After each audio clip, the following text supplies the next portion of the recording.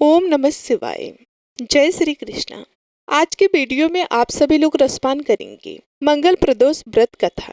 किसी भी व्रत को प्रारंभ करते समय संकल्प जरूर लेना चाहिए। संकल्पित व्रत जल्दी ही फलित होते हैं।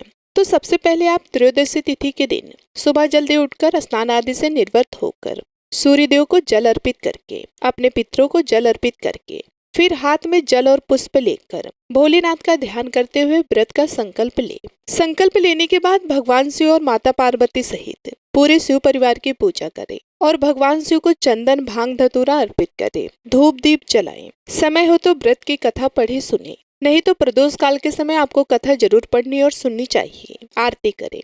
यदि समय हो तो शिव चालीसा का पाठ करें। महामृत्युंजय मंत्र का आप यथासंभव जाप कर सकते हैं। ऐसा करने से घर में रोग शोक आदि बीमारियां नहीं होती हैं, कोई दुख नहीं आते हैं। और सबसे अंत में भगवान को मौसमी फलों का भोग लगाकर आप अपना उपवास प्रारंभ कर सकते हैं। दिन भर उपवास रखें। प्रिय भक्तों, यहाँ पर प्रदोष दो तरह से रखे जाते हैं। एक तो निर्जला और निराहार, दूसरा फलाहार ग्रहण करके। अगर आप निर्जला या निराहार नहीं रह पाते हैं तो आप दिन के समय भरपूर मात्रा में पानी का सेवन करके शाम को प्रदोष काल में पूजा करने के बाद एक समय फलाहार ग्रहण कर सकते हैं। इस दिन मंगल ग्रह के 21 नामों का उच्चारण आपको जरूर करना चाहिए। ऐसा करने से कुंडली में मंगल की स्थिति भी मजबूत होती है और मंगल ग्रह के अशुभ प्रभाव में भी कमी आती है। मंगल ग्रह के 21 नाम हैं। मंगल भूमिपुत्र, ऋणहर्ता धनप्रदा, स्थिरासन, महाकाय, सर्वे कामार्थ साधक, लोहिताक्ष, सामगान कृपाकर, धरातंज कुंज भूमिजा, भूमिनंदन अंगारक, भौम, यम, सर्वरोग हारक, वृष्टिकर्ता, पाप हरता, सर्व काम फलदाता। अब सुनिए भौम प्रदोष व्रत कथा। पौराणिक कथा के अनुसार एक नगर में एक वृद्धा रहती थी। उसका एक ही पुत्र था। वृद्धा के हनुमान जी पर बहुत गहरी आस्था थी। वे प्रत्येक मंगलवार को नियम पूर्वक व्रत रखकर हनुमान जी की आराधना करते थे। एक बार हनुमान जी ने उसकी श्रद्धा की परीक्षा लेने के लिए सोची। हनुमान जी साधु का भेष धरकर वृद्धा के घर गए और पुकारने लगी कि कोई हनुमान भक्त है जो हमारी इच्छा पूर्ण करे। पुकार सुनकर वृद्धा बाहर आई और बोली कि आज्ञा दे महाराज। हनुमान जी जो कि एक साधु के भेष में थे, बोले कि मैं भूखा हूँ, भोजन करूंगा तो थोड़ी सी जमीन लीप दे। अब वृद्धा दुविधा में पड़ गई, इसलिए हाथ जोड़कर कहने लगी कि महाराज, लीपने और मिट्टी खोदने के अलावा आप कोई दूसरी आज्ञा दे, मैं अवश्य ही पूर्ण करूंगी। तब साधु ने 3 बार प्रतिज्ञा कराने के बाद कहा, जा अपने बेटे को बुलाकर ला, मैं उसी की पीठ पर आग जलाकर भोजन बनाऊंगा। यह बात सुनकर वृद्धा घबरा गई, लेकिन वह प्रतिज्ञा कर चुकी थी, इसलिए उसने अपने पुत्र को बुलाकर साधु के हवाले कर दिया। भेषधारी साधु हनुमान जी ने वृद्धा के हाथों से ही उसके पुत्र को पेट के बल लिटवाया और उसकी पीठ पर आग जलवाया। आग जलाकर दुखी मन से वृद्धा अपने घर में चली गई। इधर भोजन बनाकर साधु ने वृद्धा को बुलाकर कहा, आओ और अपने बेटे को पुकारो ताकि आकर वह भी भोग लगा ले। साधु के बात सुनकर वृद्धा कहने लगी, महाराज, मेरे बेटे का नाम लेकर मुझे और कष्ट मत पहुंचाओ। लेकिन जब साधु महाराज नहीं माने तो वृद्धा ने हार कर अपने पुत्र को आवाज लगाई। इधर अपने पुत्र को जीवित देखकर वृद्धा को बहुत आश्चर्य हुआ और वे साधु महाराज के चरणों में गिर पड़े। हनुमान जी ने वास्तविक रूप में आकर वृद्धा को दर्शन दिए और वृद्धा को भक्ति का आशीर्वाद दिया। इस प्रकार भौम प्रदोष के दिन भगवान शिव के साथ हनुमान जी की पूजा करने से सभी प्रकार के दुख बाधाएं दूर हो जाती हैं। मान्यता है कि भौम प्रदोष व्रत के दिन भगवान हनुमान को घी की 9 बत्ती वाला दीपक जलाने से हर तरह के कर्ज से मुक्ति मिलती है। आज मैं आप सभी को सुना रही हूँ मंगलवार के दिन सुनी जाने वाली मंगलवार की बड़ी ही दुर्लभ पौराणिक कथा, जिसे आप सभी भक्तगण बड़ी श्रद्धा तथा प्रसन्नचित मन से पूरा अवश्य सुनिएगा। तो आइए प्रभु श्री राम का नारा लगाते हुए कथा का श्रवण करते हैं। बोलिए सियावर रामचंद्र की जय, पवन सुत हनुमान की जय। आइए अब कथा का रसपान करते हैं। एक नगर में एक ब्राह्मण परिवार रहा करता था। उस परिवार में सिर्फ पंडित दुर्गेश ही थे। वे अपने जीवन यापन यजमान से मिली दक्षिणा से ही करते थे। माता तो बचपन में ही चल बसी थी और अब पिता का साया भी सर से उठ चुका था। सुबह खाना बनाकर खाते, फिर काम पर चले जाते। शाम को वापसी के बाद आराम भी नहीं करते और आते ही खाना बनाने में जुट जाते। मोहल्ले वाले ने अपने प्रयासों से पंडित जी का विवाह एक गरीब कन्या से करा दी। अब दुर्गेश खुश थे। अब उन्हें सुबह शाम का बना हुआ खाना मिलता उनकी पत्नी का नाम सावित्री था। सावित्री गरीब घर की जरूर थी, लेकिन वह गृह कार्य में दक्ष होने के साथ साथ सामाजिक प्रवृत्ति की भी थी और हनुमान जी की परम भक्त थी। उसके व्यवहार से सभी पड़ोसी खुश थे। वे हर मंगलवार का व्रत किया करती थी। अब इधर पंडित जी का जीवन अच्छे से कट रहा था। कुछ समय बाद सावित्री गर्भवती हो गई। जब सावित्री के परसों का समय आया तो पंडित जी अपने पड़ोस की एक दाई को लेकर आए। समय पर सावित्री ने एक सुंदर लड़के को जन्म दिया। अब इधर पंडित जी ने एक नए कपड़े में उसे लपेट लिया और घर से निकल पड़े। कुछ समय के उपरांत वे गंगा के तट पर जा पहुंची। दुर्गेश ने उस बच्चे को अपने दोनों हाथों में लेकर गंगा जी में 3 डुबकी लगाई। फिर पंडित दुर्गेश ने उसके सीधे कान में कोई मंत्र पढ़कर फूंक मारी और लड़के से दुर्गेश की बात होने लगी। पंडित जी ने उस बच्चे से पूछा, बताओ, आप मेरे कर्जदार हो या मैं आपका कर्जदार हूँ, और मैं कितने कितने का कर्जदार हूँ? बच्चे ने कहा, मेरे 50 रुपए आपके ऊपर हैं, आपने दिए नहीं थे। आपके बच्चे ने भी आपका कर्जा नहीं चुकाया था। इतना सुनकर पंडित दुर्गेश ने उसे 50 रुपए दिए और बोला, आपका और मेरा हिसाब चुकता हुआ। तब बच्चे ने कहा, हाँ, हिसाब पूरा हुआ। यह बात सुनकर दुर्गेश ने कोई मंत्र पढ़ा और उसके उल्टे कान में फूंक मारी और उसे गंगा जी में प्रवाहित करके अपने घर को चले आए। उसने अपनी पत्नी सावित्री को यह कहकर समझा दिया था कि उसका मेरे ऊपर कर्जा था, मैंने उसे चुकता करके उसे वापस भेज दिया। अगर मैं ऐसा नहीं करता तो वह पता नहीं कब तक हमारे यहाँ से जाता। उस समय हमें बहुत दुख होता। अब सावित्री अपने पति दुर्गेश की बातों से पूर्णतः संतुष्ट थी। जब सावित्री दोबारा से गर्भवती हुई और समय पर एक सुंदर से पुत्र को जन्म दिया तो दुर्गेश ने भी उसके साथ वही करना शुरू कर दिया। वह बच्चे को एक सफेद कपड़े में लेकर गंगा के घाट पर चल पड़ा। वहां पहुंचकर गंगा जी में घुस गया और बच्चे को गंगा जल में 3 डुबकी लगाई। उसके सीधे कान में मंत्र पढ़कर फूंक मारी और बच्चे से बात की और पूछा, हाँ भाई, गंगा मैया के अंदर है हम, और तुम मुझे बताओ कि मैं तुम्हारा कर्जदार हूँ या तुम मेरे कर्जदार हो, और कितने के हो? तब बच्चे ने कहा, आपका मेरे ऊपर 100 रुपए का कर्जा बकाया है। अब दुर्गेश ने उससे कहा, देखो भाई, हम गंगा जी में खड़े हैं और वचन देते हैं कि हम आपको अपने कर्ज से मुक्त करते हैं। मेरा और आपका सब हिसाब बराबर। उसने कहा, ठीक है, जब आप वचन दे रहे हैं तो ठीक है।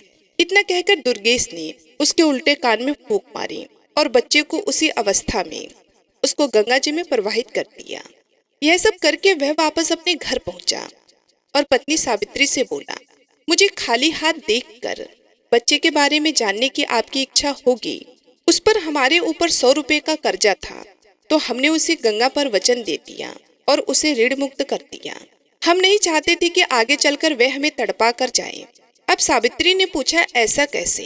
पंडित जी कहने लगे, जब से तुम मेरे घर आई हो तुमने देखा कि पंडिताई करके जो भी कुछ मिलता है उससे बचत नामात्र ही होती है, पर होती तो है। तो वह बालक हमारे जल्दी ही 100 रुपए चुकता कर हमें रुलाकर चला जाता।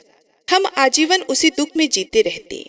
जब हमने उसे ऋण चुकता कर उसे भेज दिया और अभी मोह भी नहीं था तो दुख कैसा?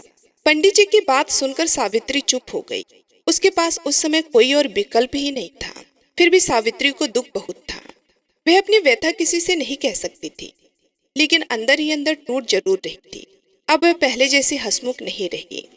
उसका कमल सा चेहरा मुरझाने लगा था। एक दिन एक बुढ़िया ने, जो उसकी पड़ोसन थी, उससे कारण जानना चाहा।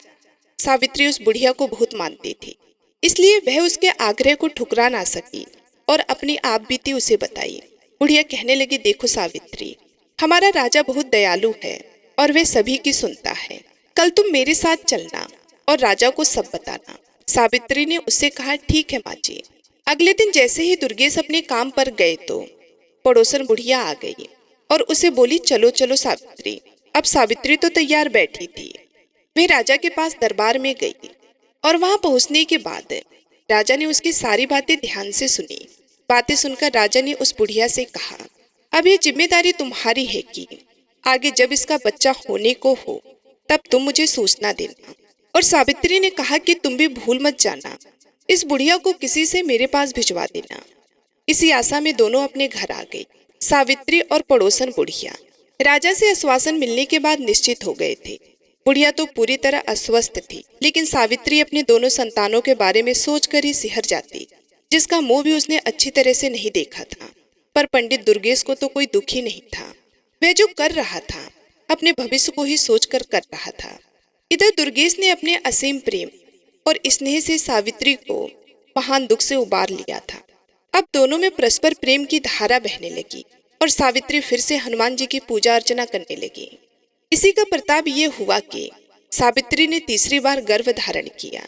सावित्री ने अपने पड़ोसन बुढ़िया के माध्यम से राजा को भी संदेशा भिजवा दिया। राजा ने उसको समझा दिया कि चिंता मत करना, जब परसों होने वाला हो मुझे सूचित कर देना, मैं सब कुछ अपने आप देख लूंगा। सावित्री खुश होने के साथ साथ पिछली यादों से परेशान थी। वे हर समय अपनी तीसरी संतान की चिंता में डूबी रहती थी। समय समय पर उसके पड़ोसन आकर उसे समझा जाती। इस तरह धीरे धीरे गर्भावस्था पूर्ण हुई और परसों समय भी आ गया। सावित्री ने दुर्गेश से कहा, आप पड़ोस वाले बुढ़िया माँ को मेरे पास छोड़कर दाई को बुला लाओ। पंडित जी पड़ोस की बुढ़िया को अपनी पत्नी के पास छोड़कर दाई को बुलाने चले गए। सावित्री ने बुढ़िया से कहा कि माँ जी, आप राजा को खबर दे दो, इसलिए मैंने आपको पहले ही बुला लिया है। जब तक दाई आई तब तक राजा भी भेष बदलकर दुर्गेश के घर के पास पहुंचा और इधर उधर टहलने लगा। कुछ समय के पश्चात शिशु की रोने की आवाज आने लगी। तब पंडित जी अंदर गए, एक साफ नए कपड़े में उसे लेकर घर से निकल गए। जब राजा ने दुर्गेश को बाहर निकलते देखा तो राजा भी उसके पीछे पीछे निश्चित दूरी बनाकर चलने लगा। कुछ समय के पश्चात दुर्गेश गंगा के तट पर पहुंचा।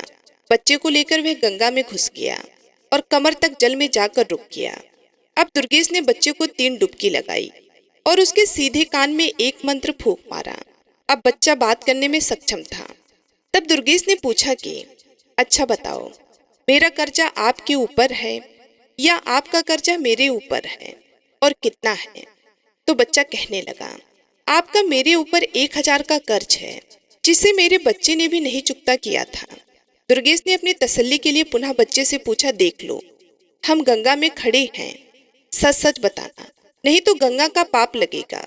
यह सुनकर बच्चे ने कहा, मैं सच सच कह रहा हूँ, मेरे ऊपर आपके 1000 कर्ज हैं। पंडित जी ने बच्चे के उल्टे कान में मंत्र फूका। बच्चा अपने असली रूप में आकर रोने लगा। अब राजा दूर से यह सारा दृश्य देख रहा था। अब दुर्गेश ने बच्चे को गंगा में डुबकी लगाना शुरू कर दिया। राजा कुछ करता इससे पहले ही दुर्गेश 3 डुबकी पूरी करके बच्चे को कपड़े में लेकर जल से बाहर निकलकर किनारे पर आ गया। अब पंडित जी बच्चे को लेकर अपने घर की तरफ चल दिए। राजा के मन में अब यह जानने की उत्सुकता बढ़ती जा रही थी कि आखिर इससे पहले दोनों बच्चे गंगा में प्रवाहित क्यों किए। अतः राजा ने अपने असली रूप में आकर दुर्गेश को रोक दिया। दुर्गेश ने राजा को देखकर उसको सलामी दी तो राजा ने दुर्गेश से पूछा, यह बताओ, तुम अपने दोनों बच्चों को गंगा जी में प्रवाहित करके क्यों आए? दुर्गेश कहने लगा, महाराज, आप इस बात को अच्छी तरह से जानते हैं कि एक पंडित को पंडिताई में क्या मिलता है। किसी ने 1.25 आने दे दिया तो किसी ने थोड़ा बहुत अनाज दे दिया, कुल मिलाकर पेट पूजा हो जाती है। पैसे बचाना तो दूर की बात है। इसलिए मैंने अपनी विद्या से उन दोनों बच्चों से पूछ लिया कि उन पर मेरा कर्ज है या उसका मुझ पर। तो पहले बच्चे का मेरे ऊपर कर्ज था, दूसरे के ऊपर मेरा कुछ था, पर वे इतना था कि वो दोनों ही हमें छोड़कर चले जाते, हमारी तो कमर ही टूट जाती। इसलिए दोनों के हिसाब चुकता करके वहीं गंगा में प्रवाहित कर दिया। राजा ने कहा, फिर इसे क्यों बचाया? पंडित दुर्गेश कहने लगा, इस पर मेरा 1000 रुपये का कर्ज है। उम्मीद है कि यह हमारा अंतिम संस्कार अपने हाथों से ही करेगा। राजा पंडित जी की बातें सुनकर आश्चर्यचकित हुआ। साथ ही ये जानकर तसल्ली भी हुई कि जैसी भी सही, सावित्री को अपना बच्चा तो मिल गया। दुर्गेश बच्चे को लेकर घर पहुंचे। यह देखकर सावित्री मन ही मन राजा साहब को धन्यवाद करने लगी। दुर्गेश ने अपनी पत्नी से कहा, लो, यह बच्चा हमारा पूरा जीवन काट देगा और हमारा अंतिम संस्कार भी कर देगा। अब पंडित जी के घर में खुशियां मनाई जाने लगी। पंडित जी ने अपने सामर्थ्य के अनुसार एक प्रति भोज भी किया। पंडित जी ने उसका नामकरण संस्कार किया। जन्म ग्रह नक्षत्र के हिसाब से उसके नाम का प्रथम अक्षर चा से था। अब बच्चे का नाम चंद्रदेव रखा गया। मेष राशि और अश्विन नक्षत्र में जन्मे इस जातक की कुंडली बहुत ही भाग्यशाली थी। उसकी भाग्य रेखा भी बहुत ही प्रबल थी। उसके जीवन में धन अभाव तो था ही नहीं। चंद्रदेव के जन्म के बाद ही पंडित जी के अच्छे दिन शुरू हो गए। पहले पंडित जी को भरण पोषण के लिए काफी मशक्कत करनी पड़ती थी, लेकिन अब उनका गुजारा अच्छे से होने लगा। उनकी पंडिताई अच्छे से चल रही। धीरे धीरे चंद्रदेव भी चंद्रकलाओं की तरह दिन दुगुना रात चौगुना बढ़ने लगा। 5 वर्ष का होने पर उसे एक संस्कृत स्कूल में दाखिला दिया गया। चंद्रदेव पढ़ने में बहुत तेज था। पंडित जी शाम के समय अपना 1 घंटा बेटे को ज्योतिषी सिखाने में लगा देते। चंद्र की बुद्धि विलक्षण थी। उसे जो मंत्र बताए जाते उसे कंठस्थ करना उसके लिए बाएं हाथ का खेल था। संस्कृत में प्रथमा करने तक उसने अपने पिता दुर्गेश से ज्योतिषी में भी पूरी दीक्षा प्राप्त कर ली। चंद्रदेव प्रथमा करने तक एक अच्छा नवयुवक हो चुका था। 14 वर्ष की उम्र में भी वह 18 का लगता था। पंडित जी और पंडित जी की पत्नी दोनों ही अपने पुत्र को इस तरह बढ़ता देखकर मन ही मन भगवान का शुक्रिया अदा करते। सावित्री अपने पुत्र को निहारती और भगवान का धन्यवाद करती, हनुमान जी को धन्यवाद देती और राजा को भी धन्यवाद करती। उसे तो यह पता ही नहीं था कि उसमें राजा का कोई भी योगदान नहीं है। अब चंद्रदेव ने प्रथमा के बाद आगे की शिक्षा के लिए अपने माता पिता को मना कर दिया। उसने माँ से कहा, माँ मैं भी पिताजी के काम में हाथ बटाऊंगा। माँ ने कहा, बेटा अभी तेरी उम्र ही क्या है, खेलो खाओ और आगे दुनियादारी को समझने की कोशिश करो। यह काम तो सारी उम्र ही तुम्हें करना है। इस पर चंद्रदेव ने कहा, माँ जब मुझे पंडिताई करनी ही है तो बाद में क्यों, अभी से क्यों नहीं। विद्या तो कोई भी हो, उसे जितना उपयोग करेंगे उसमें बढ़ोतरी ही होगी। कल पूर्णिमा का दिन है तो मैं भी कल से काम पर जाऊंगा। अब पंडितानी मन ही मन बहुत खुश हो रही थी। चलो अब उसके घर में 2-2 कमाने वाले हो गए हैं। थोड़ा पैसा इकट्ठा करके हम अपने बेटे का विवाह भी कर देंगे और मजे से उसकी दुनिया में रम जाएंगे। मन में ऐसा विचार करके वह सो गई कि चलो सुबह जल्दी उठकर दोनों के लिए खाना भी बना दूं, कल दोनों ही काम पर जाएंगे। पंडिताइन को रात में नींद नहीं आई। वह सोचने में ही करवट बदलते बदलते परेशान हो गई। सुबह जल्द ही जगकर रसोई का काम निपटाकर स्नान ध्यान करके हनुमान जी का पूजन करने के बाद खाना बना दिया और अब निश्चित होकर चारपाई पर लेट गई। वे सारी रात सो नहीं पाई थी, अतः जिस निश्चितता के साथ वह लेटी थी उसे जल्दी नींद आ गई। सुबह पंडित जी जब अपने समय पर उठे तो उन्होंने देखा कि श्रीमती जी सो रही तो किसी अनहोनी की चिंता में डूब गए और सबसे पहले उसे जगाकर पूछा, अरे वो भाग्यवान, तबीयत तो ठीक है। कहते हुए उसके माथे को छू कर देखा।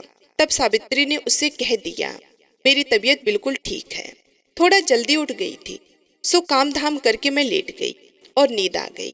आप अपने नित्य कर्म करो, खाना तैयार है। इतने में चंद्रदेव भी जाग गया और नित्य कर्म करने लगा। दोनों पिता पुत्र तैयार होकर आ गए। सावित्री ने दोनों के आसन लगाकर उसे खाना परोसा। दोनों ने खाना खाया और दोपहर का खाना साथ में लेकर अपने काम पर निकल गए। चंद्रदेव का पहला दिन था तो उसे कोई भी यजमान ऐसा नहीं मिला जो उसकी सेवा में उसे ले सके। धीरे धीरे शाम होने को आई। चंद्रदेव उदास मन से घर के लिए रवाना हुआ। थके कदमों से वह घर की तरफ जा ही रहा था कि अचानक उसके मुख पर गरम गरम पानी की कुछ बूंदें गिरी। उसने अपनी नजर ऊपर उठाई तो देखा एक बहुत ही सुंदर स्त्री अपने आंखों में आंसू बहा रही थी। उसी के आंसू की बूंद ही चंद्रदेव के ऊपर गिरी थी। चंद्रदेव रुक गया और उससे पूछने लगा, बहन आपको क्या दुख है, मुझे बताओ, हो सकता है मैं आपकी कोई मदद कर सकूं। ऊपर से उस स्त्री ने देखा एक नौजवान लड़का तिलक छापे राम नाम के पीताम्बर डाले नीचे खड़ा है। वह बहुत बड़ा पंडित लग रहा था। उसे देखकर ऐसा लग रहा था मानो अभी अभी काशी से आ रहा हो। उस स्त्री ने कहा, अरे तेरे जैसे कितने आए और ठग करके चले गए। मेरा तो विश्वास ही उठ गया है तुम्हारे जैसे ढोंगे पंडितों से। इतना सुनकर चंद्रदेव बहुत ही विचलित हुआ और मन में विचार किया कि मैं इस महिला से कुछ न मिलने पर भी मैं इसकी परेशानी का कारण जानकर उसका समाधान अवश्य करूंगा। उधर से महिला ने कहा, मैं तुम्हें कोई पैसा या दक्षिणा देने वाली नहीं। चंद्रदेव ने कहा, माता जी आप पहले नीचे तो आ जाओ, अपना हाथ दिखाओ और बताओ समस्या क्या है। वह स्त्री नीचे आई और कहने लगी, देख मैं पहले से ही तुम्हें बता देती हूँ, मैं तुम्हें कोई दान दक्षिणा देने वाली नहीं। बाद में तुम दक्षिणा के नाम पर मुझे ठगना चाहो तो वो होगा नहीं। चंद्रदेव ने कहा, बहन, मैं कोई ढोंगी नहीं हूँ, इसी शहर का निवासी पंडित दुर्गेश जी का पुत्र हूँ। मेरा नाम चंद्रदेव है। मैं एक ज्योतिषी हूँ, इसी मोहल्ले में ही रहता हूँ। दूसरी बात, मैं आपका रोना देखकर दुखी हुआ हूँ, इसलिए पूछ लिया। अब आपकी मर्जी है, जानना चाहती हो या नहीं। वह स्त्री कहने लगी, ठीक है, तुम जो भी कहो, इतना समझ लो मैं तुम्हें पैसा देने वाली नहीं। चंद्रदेव कहने लगा, ठीक है, मैं पैसे मांग कब रहा हूँ। तो वह स्त्री बोली, अगर तुम्हारी बातें सही निकली तो मैं तुम्हारे घर पर ही दक्षिणा भिजवा दूंगी। चंद्रदेव कहने लगा, बताओ समस्या क्या है। उस स्त्री ने कहा, मेरे पति परदेश गए हैं, 4 साल हो गए हैं, अभी तक वापस नहीं आए और ना ही कोई सुखद पत्र उन्होंने भेजा है। मैं केवल यह जानना चाहती हूँ कि वह ठीक तो है और कब तक वापस आएंगे। चंद्रदेव ने कहा, आपने 2 प्रश्न पूछे हैं, इन दोनों में से आप किसके बारे में पहले जानना चाहती हो। स्त्री बोली, दोनों प्रश्नों के बारे में जानना चाहती हूँ। चंद्रदेव कहने लगा, नहीं। उस स्त्री ने कहा, क्यों। तो उसने बताया, क्योंकि मैं मुक्त में केवल एक ही बात बताऊंगा। अब तुम फैसला करो कौन सी बात पूछना चाहती हो। स्त्री चुप हो गई और दिमाग का इस्तेमाल करने लगी। सोचने लगी कि कौन सा प्रश्न पहले पूछूं। पहले आएंगे और दूसरा स्वस्थ होंगे, आने पर दिख जाएंगे और दूसरा स्वस्थ होंगे, तभी तो आएंगे। ऐसे विचार करके स्त्री ने कहा, आप केवल यह बता दीजिए कि मेरे पति कब तक आएंगे। चंद्रदेव ने अपना पन्ना निकाला और उसमें देखने लगा, अपनी उंगलियों पर गणना करने लगा। करीब आधा घंटा की गणना के बाद उसने कहा, सुनो, आपके पति आज रात्रि में ही आ जाएंगे। स्त्री बोली, क्या पागल हो गए हो, ढोंगी कहीं के, मुझे बेवकूफ समझा है क्या। चंद्रदेव ने कहा, वह कैसे। स्त्री बोली, पैसों का लालच होगा। चंद्रदेव बोला, बहन, जब कह दिया कि मुक्त में ही सवाल बताऊंगा, फिर ये कैसी बात कर रही हो आप। स्त्री कहने लगी, अभी तक तो किसी ने कुछ भी नहीं बताया। चंद्रदेव बोला, बहन, मैं ज्योतिषी हूँ, ठग नहीं। अब तक आपका ठगों से पाला पड़ा होगा। मैं अपनी विद्या के अनुसार बता रहा हूँ कि आपके पति रात्रि के 12 बजे तक आ जाएंगे। वह स्त्री बोली, आप सही कह रहे हो, मेरे साथ ठगी हो चुकी है, इसलिए अब मैं किसी और पर विश्वास नहीं कर सकती और किसी को पहले पैसा भी नहीं दूंगी। चंद्रदेव कहने लगा, बहन, मैंने तो पहले ही कहा था, मुक्त का मतलब मुक्त। अगर आपको सही लगे तो मेरी दक्षिणा जो उचित समझो भिजवा देना। उसने कहा, अच्छा ज्योतिषी जी, आप तो कह रहे थे कि हमारे पति आज रात में आएंगे। चंद्रदेव कहने लगा, हाँ, आज रात्रि के ठीक 12 बजे आपके पति आएंगे। सुनो, वे पैदल नहीं आएंगे, वे हाथी पर आएंगे और बहुत सारा धन लेकर आएंगे। वे कहने लगे, ठीक है, यदि तुम्हारी बात सही है तो मैं तुम्हें बता दूंगी, जितना वो धन लेकर आएंगे उसका आधा आपको मैं दक्षिणा भिजवा दूंगी। चंद्रदेव ने कहा, अच्छा, तो अब मैं चलता हूँ। स्त्री कहने लगी, ठीक है, जाओ। चंद्रसेन वहां से अपने घर के लिए निकल पड़ा। रास्ते में सोचता जा रहा था, पहले दिन बोहनी तो नहीं हुई, उधार हुआ। यही मन में सोचते सोचते घर पहुंचा। अब अपने पुत्र को आया देखकर सावित्री मन ही मन सोचने लगी कि मेरा लाडला इतनी देर से आया है, कमाई भी अच्छी करके आया होगा। ये सोचते हुए उसने दरवाजा खोला, चंद्रदेव को गुनगुना पानी लाकर दिया और कहने लगी, बेटा, हाथ मुंह धो लो, थके हारे आए होगे, खाना खा लो। वे कहने लगे, तुम्हारे पिताजी तुम्हारा इंतजार कर रहे थे और भूखे बैठे हैं। चंद्रदेव ने कहा, अच्छा माँ, मैं अभी हाथ मुंह धोकर आता हूँ। कुछ ही देर में चंद्रदेव हाथ मुंह धोकर आया। उसकी माता ने दोनों के लिए आसन लगा दिया और खाना परोसा। तभी माता ने पूछा, बेटी, कैसा रहा तुम्हारा आज का दिन। चंद्रदेव ने कहा, माँ, बस बोहनी तो नहीं हुई, बस उधार हो गया। माँ बोली, तभी तो कहती हूँ, अभी खेल कूद लो, अभी तो तेरे पिताजी कमा ही रहे, पर तूने जिद कर दी, सारा दिन ऐसे ही भटकता रहा। चल, उधार की है तो उसका क्या पता आएगा कि नहीं आएगा। यही सब बात करके इधर खाना हो गया और सब लोग खाकर सो गए। इधर जो वह स्त्री थी, वह अपने पति का इंतजार करने लगी। इंतजार करते करते रात के ठीक 12 बज गए और सच में उसका पति हाथी पर बैठकर अपने घर आ गया। उसने दरवाजा खुलवाया। उसकी पत्नी ने दरवाजा खोला और वह यह सोचकर बड़ी ही प्रसन्न हुई कि वाकई में वह लड़का बहुत बड़ा ज्योतिषी है, उसे इनाम देना चाहिए। इसलिए उसने अपने पति से कहा, जाओ, सबसे पहले पंडित दुर्गेश के घर जाओ और उसे उसका इनाम दो। उसी की वजह से मुझे पता चला है कि तुम आने वाले हो, उसके बाद ही घर में कदम रखना। अब वह आदमी बहुत समझाता है, भाग्यवान, पहले घर में आने तो दो। उसकी पत्नी कहती है, नहीं, पहले आप जब तक दक्षिणा देकर नहीं आएंगे घर में कदम मत रखिएगा। अब वह ठीक है कहकर पंडित दुर्गेश के घर चला गया और आधी रात में दरवाजा खुलवाया और पंडिताइन को एक थाली सोना चांदी हीरे जवाहरात देकर कहा कि पंडिताइन, ये तुम्हारे बेटे का दक्षिणा है। तुम्हारे बेटे ने भविष्यवाणी की थी, उसी से प्रसन्न होकर मेरी स्त्री ने यह भिजवाया है। वह देकर अपने घर चला गया।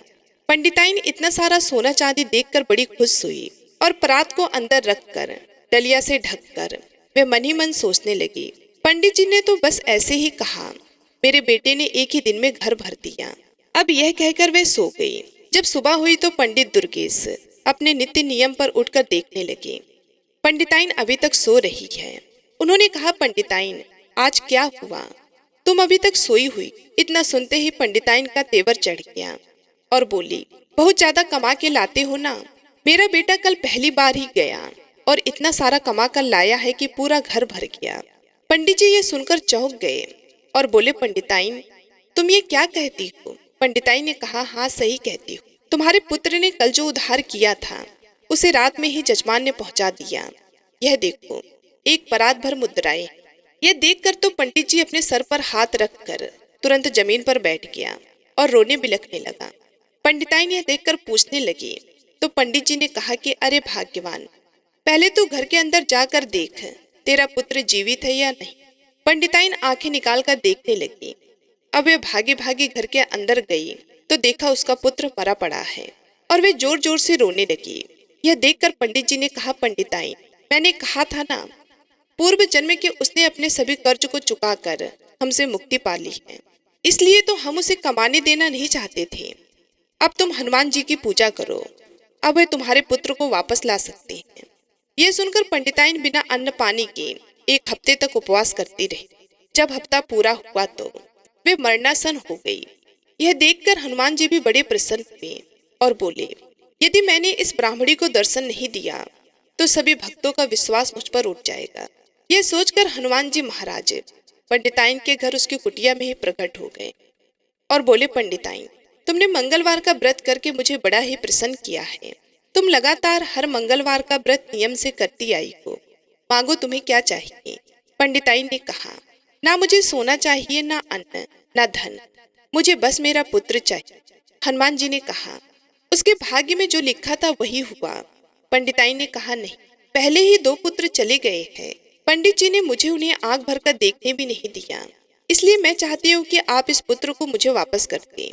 प्रिय भक्तों, उस पंडिताइन की कठिन तपस्या से प्रसन्न होकर हनुमान जी ने तथास्तु कह दिया और कहा, पंडिताइन, जरा कमरे के अंदर जाकर देखो, तुम्हारा पुत्र तुम्हें बुला रहा है। पंडिताइन ने जैसे ही पुत्र के कमरे में कदम रखा, उसका पुत्र हंसता खेलता अपने माँ के चरणों में गिर गया और इस प्रकार पंडिताइन के मंगलवार के व्रत के प्रभाव से उसका पुत्र उसे प्राप्त हुआ। तो प्रिय भक्तों, मंगलवार का व्रत अष्ट सिद्धियों 9 निधियों को देने वाला है। माता सीता ने हनुमान जी को यह आशीर्वाद दिया है कि मंगलवार के दिन जो उनकी पूजा करेगा एवं व्रत कथाओं को श्रवण करेगा तो वह धन, पुत्र, आरोग्य, सभी प्रकार के सुखों से परिपूर्ण होगा। वे हर प्रकार के संकटों से मुक्त रहेगा। तो बोलिए बजरंगबली महाराज की जय। जय जय सिया राम। ओम नमः शिवाय। जय बालाजी महाराज। आप सुने शिव चालीसा का पाठ, फिर आप सुनेंगे भगवान शिव की आरती दोहा। श्री गणेश गिरिजा सुमन मंगल मूल सुजान, कहित अयोध्या दास तुम देह अभय वरदान। जय गिरजापति दीन दयाला, सदा करत संतन प्रतिपाला। भाल चंद्रमा सोहतनी के, कानन कुंडल नाग फनी के। अंग गौर सिर गंग बहाए, मुंड माल तन छोर लगाए। वस्त्र खाल बागंबर सोहे, छवि को देख नाग मुनि मोहे। मैन मात के है दुलारी, बाम अंग सोहत छवि न्यारी। करत सूल सोहत छवि भारी, करत सदा शत्रुघ्न छयखारी। नंदी गणेश सोहे तह कैसे, सागर मध्य कमल है जैसे। कार्तिक श्याम और गढ़राऊ, या छवि को कही जाते न काऊ। देवन जब ही जाए पुकारा, तब ही दुख प्रभु आप निवारा। किया उपद्रव तारक भारी, देवन सब मिली तुम ही जुहारी। तुरंत सडानन आप पठायो, लो निमेष महमारी गिराओ। आप जलंधर असुर संहारा, सुयस तुम्हार विदित संगारा। त्रिपुरासुर मन युद्ध मचाई, सब ही कृपा कर लीन बचाई। किया तप ही भागीरथ भारी, पूरब प्रतिज्ञा तसु पुरारी। दनिन मह तुम सम को नाहि, सेवक स्तुति करत सदा ही। वेद नाम महिमा तव गाई, अघत अनादि भेद नहीं पाई। प्रगट उदित मंथन में ज्वाला, जरे सुरासुर भय बिहाला। कीन दया तह करी सहाई, नीलकंठ तब नाम कहाई। पूजन रामचंद्र जब कीन्हा, जीत के लंक विभीषण दीना। सहस कमल में हो रहे धारी, कीन परीक्षा तब ही पुरारी। एक कमल प्रभु राखो जोही, कमल नयन पूजन चह सोई। कठिन भक्ति देखी प्रभु शंकर, भय प्रसन्न दिए इच्छित वर। जय जय जय अनंत अविनाशी, करत कृपा सबके घटवासी। दुष्ट सकल नित्य मोहि सतावे, भ्रमत रहे मोहि चैन न आवे। त्राहि त्राहि मैं नाथ पुकारो, यही अवसर मोहि आन उबारो। लय त्रिशूल शत्रुन को मारो, संकट से मोहि आन उबारो। मातु पिता भ्राता सब कोई, संकट में पूछत नहीं कोई। स्वामी एक है आस तुम्हारी, हाय हरहु अब संकट भारी। धन निर्धन को देत सदा ही, जो कोई जांघे वो फल पाए। स्तुति कही विधि करो तुम्हारी, क्षमहु नाथ अब चूक हमारी। शंकर हो संकट के नाशन, मंगल हरण विघ्न विनाशक। योगी यति मुनि ध्यान लगावे, नारद सारद शीस नवावे। नमो नमो जय नमो शिवाय, सुर ब्रह्मादिक पार न पाए। जो यह पाठ करे मन लाहि, ता पर होत है शंभु सहाय। दुनिया जो कोई हो अधिकारी, पाठ करे सो पावन हारी। पुत्रहीन कर इच्छा कोई, निश्चय शिव प्रसाद तेहि होई। पंडित त्रयोदशी को लावे, ध्यान पूर्वक होम करावे। त्रयोदशी व्रत करत हमेशा, तन हिता के रहे कलेसा। धूप दीप नौ वेद चढ़ावे, शंकर सम्मुख पाठ सुनावे। जन्म जन्म के पाप नसावे, अंतवास शिवपुर में पावे। कहे अयोध्या आस तुम्हारी, जान सकल दुख हरहु हमारी। नित्य नेम कर प्रातः ही, पाठ करो चालीसा। तुम मेरी मनोकामना, पूर्ण करो जगदीश। मगसर छठी हेमंत ऋतु, संवत 64 जान। स्तुति चालीसा स्यु ही, पूर्ण कीन कल्याण। ओम नमः शिवाय। अब सुनिए आरती। जय शिव ओमकारा, प्रभु जय शिव ओमकारा। ब्रह्मा विष्णु सदा शिव, ब्रह्मा विष्णु सदा शिव। अरे धागे धारा, ओम जय शिव ओमकारा। एकानन चतुरानन पंचानन राजे, प्रभु पंचानन राजे। हंसासन गरुड़ासन, हंसासन गरुड़ासन। वृषवाहन साजे, ओम जय शिव ओमकारा। दो भुज चार चतुर भुज, 10 भुज अति सोहे। प्रभु 10 भुज अति सोहे। त्रिगुण रूप निरखते, त्रिगुण रूप निरखते। त्रिभुवन जन मोहे, ओम जय शिव ओमकारा। अक्षमाला वनमाला, मुंडमाला धारी। प्रभु मुंडमाला धारी। त्रिपुरारी कंसारी, त्रिपुरारी कंसारी। करमाला धारी, ओम जय शिव ओमकारा। श्वेतांबर पीतांबर, बाघांबर अंगे। प्रभु बाघांबर अंगे। सनकादिक गरुड़ादिक, सनकादिक गरुड़ादिक। भूतादिक संगे, ओम जय शिव ओमकारा। करके मध्य कमंडलु, चक्र त्रिशूलधारी। प्रभु चक्र त्रिशूलधारी। सुखकारी दुखहारी, सुखकारी दुखहारी। जग पालनकारी, ओम जय शिव ओमकारा। ब्रह्मा विष्णु सदा शिव, जानते अविवेका। प्रभु जानते अविवेका।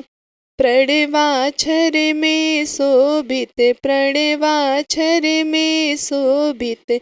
ये तीनों एका ओम जय शिव ओमकारा। लक्ष्मी वा सावित्री पार्वती संगा प्रभु पार्वती संगा। पार्वती अर्धांगिनी पार्वती अर्धांगिनी शिवलहरी गंगा।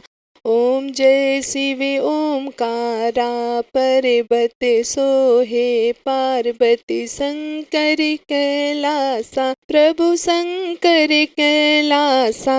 भांग धतूर का भोजन भांग धतूर का भोजन भस्मी में वासा। ओम जय शिव ओमकारा।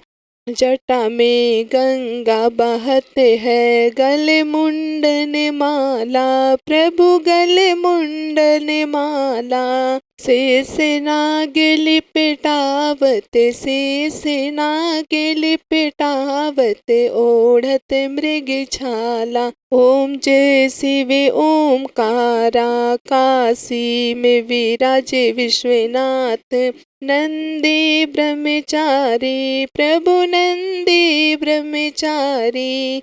नित्य उठे दर्शन पावत नित्य उठे दर्शन पावत महिमा अति भारी। ओम जय शिव ओमकारा। त्रिगुण स्वामी जी की आरती जो कोई नर गावे प्रभु प्रेम सहित गावे।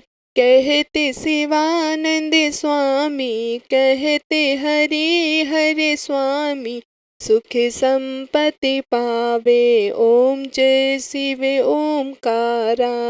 ओम जय शिव ओमकारा। प्रभु जय शिव ओमकारा। ब्रह्मा विष्णु सदा शिव ब्रह्मा विष्णु सदा शिव अर्धांगी धारा।